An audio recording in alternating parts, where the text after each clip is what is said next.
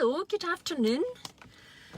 Good afternoon to all you people who check into Celebrant Training Scotland. And for those of you who don't, I'm Lindy. It's me that runs Celebrant Training Scotland.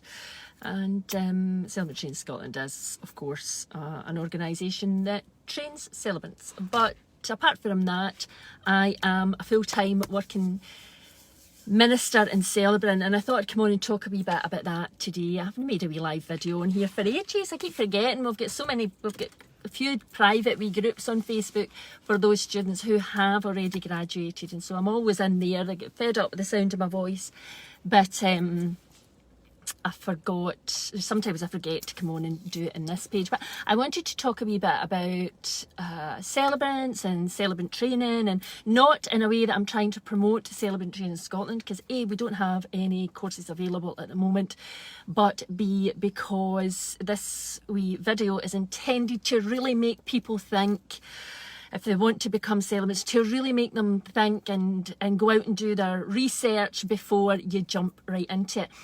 Because in the last wee while, well, for a start, I kind of constantly get inquiries about training. People emailing saying, I want to become a celebrant.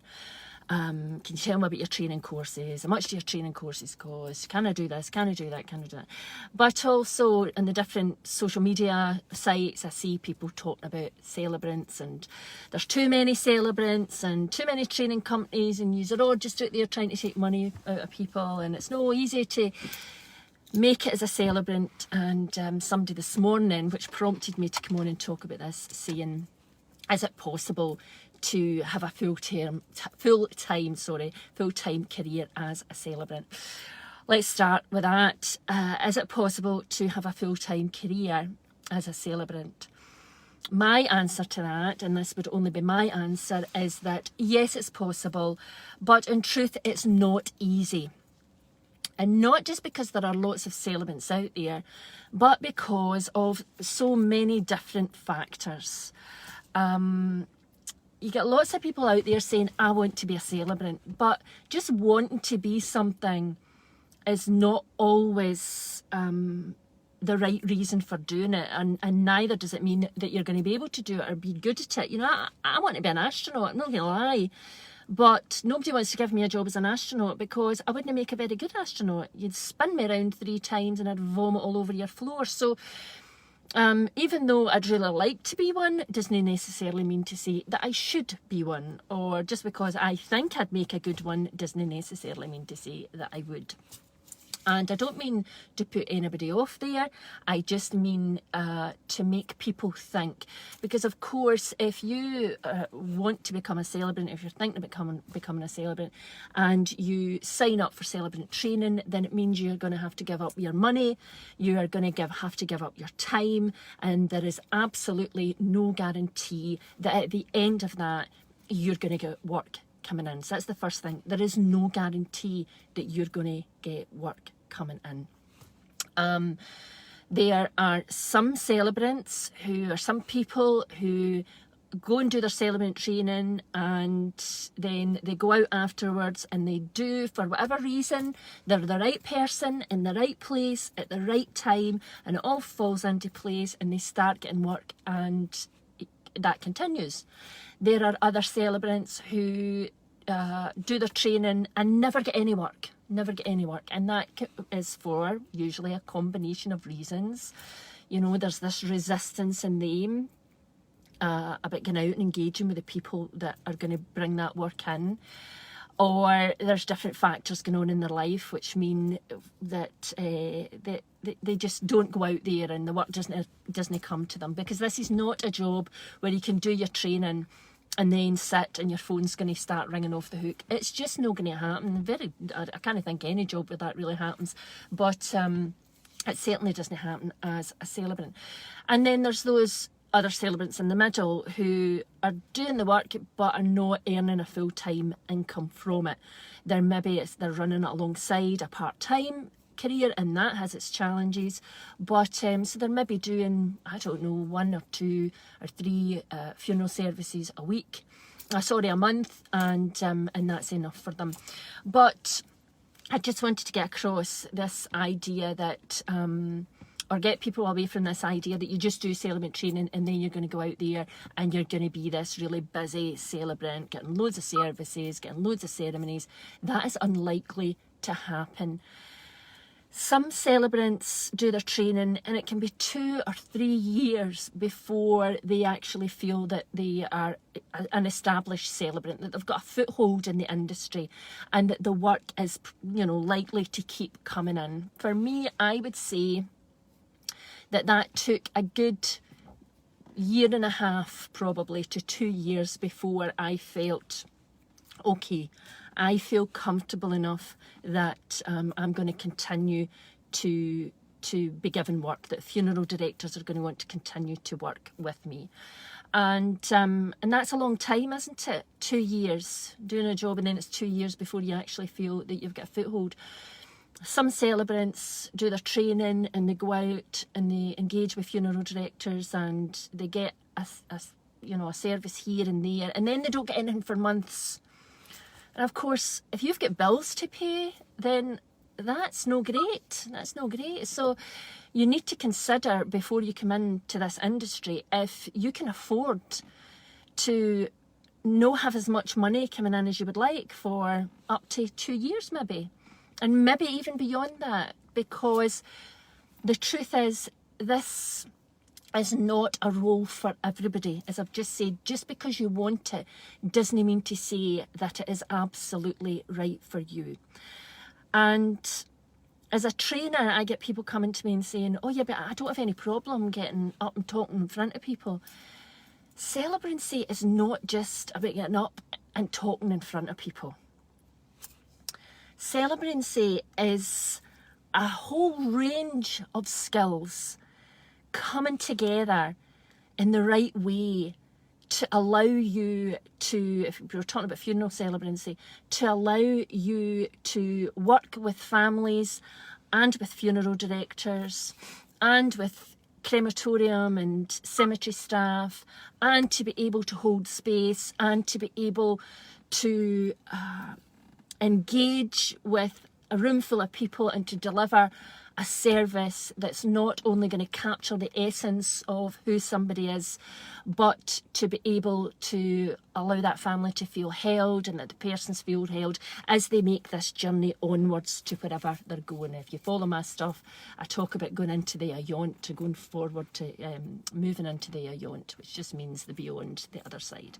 So a celebrant is not just somebody that has good public speaking skills.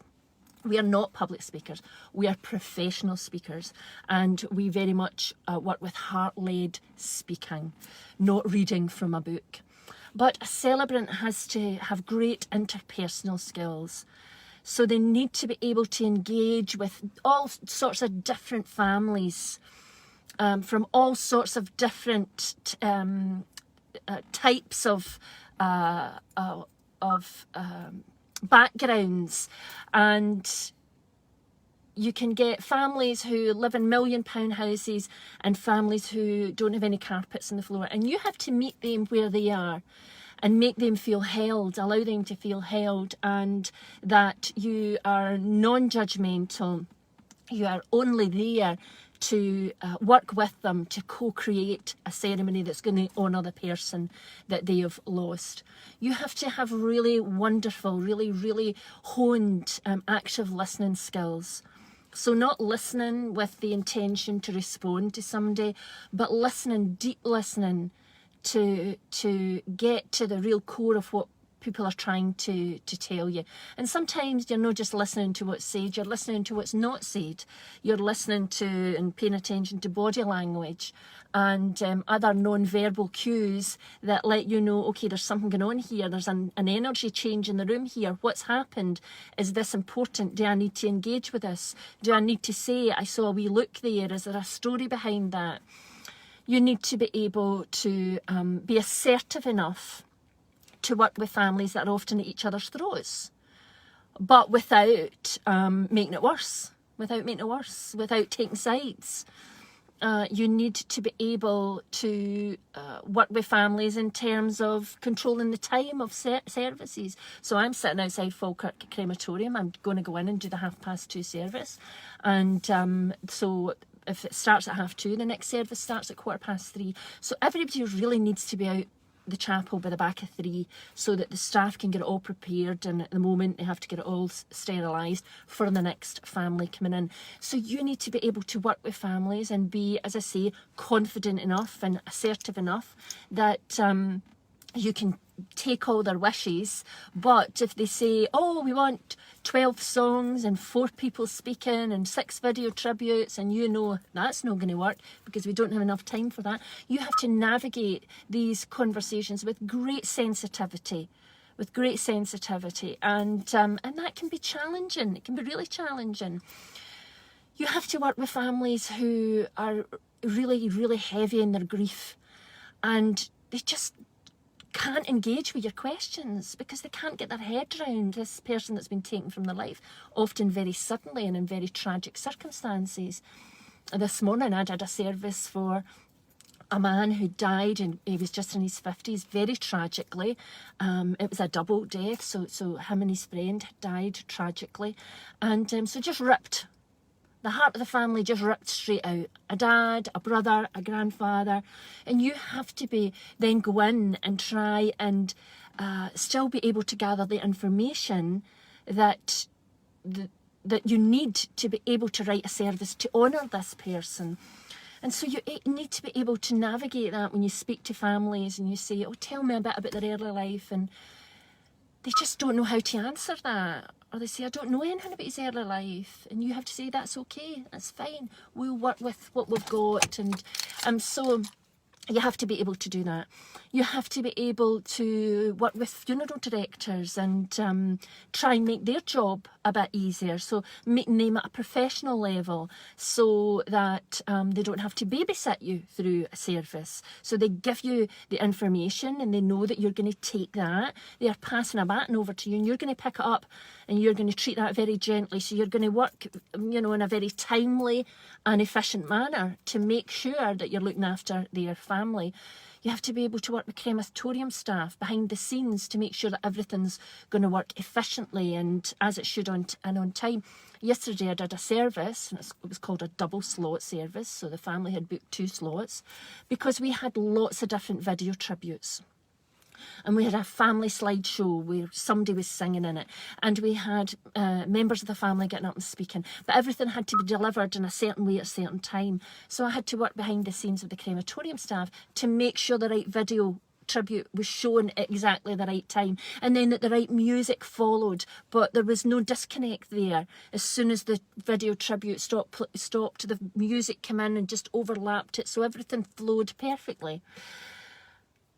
And you have to be able to put that all together in the right way. So you have to have these creative writing skills so that even when you're given the most limited of information, that you can somehow pull character from that allows you to really bring this person to life again for a few moments so that the family in the room get to say their goodbyes to them. You cannot just write a list of facts. It can't be a list of bullet points.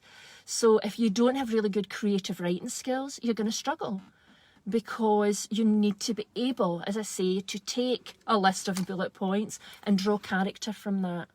Really pull out who the person was.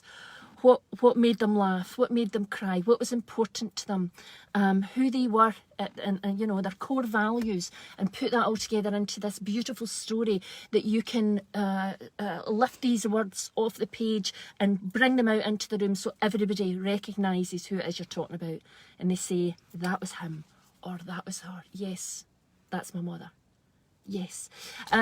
So you need to have a great creative writing skills, and you need to be able to not just speak in public, not just get up with a book and read. Anybody could do that. My wee grandson's 2.5. I could probably teach him that in a relatively short period of time to get up and start reading in front of people. You're no reading. As I just said, you are taking the words that you've written, the story that you've created, and you're bringing that to life through you. So you're a vessel through which the family's voice can be heard, through which they can speak to the person that they love and they've lost, and they can say all the things they want to say to that person. and that comes through you.